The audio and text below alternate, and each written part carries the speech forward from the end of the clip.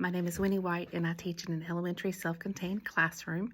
And I just wanted to give you one of my main ways that I show acceptance and inclusion in my classroom. For example, this morning I had a student that had a difficult time separating from his parent.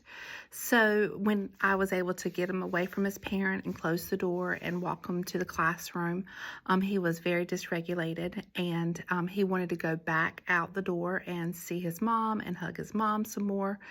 And I explained to him that once the door closes, we can't go back out of the door. You know, there's elopement issues there. So I bring him into the classroom and I say, I understand it's very difficult to separate from mom, but you have to be in the classroom at this time. So what are some ways that would help you get in the classroom and calm down?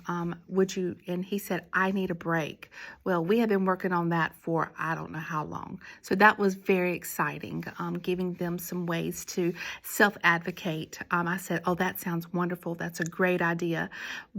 Where would you like to go for your break? And he said, can I go to the library? I have a classroom library set up. So he goes into the library. He said, can I have a blanket? I said, absolutely. You can stay here and you could take some slow breaths and help calm yourself down. And when you're able to come back to the classroom, back to the group for this morning's group session, I would love for you to join us back. Huge improvement.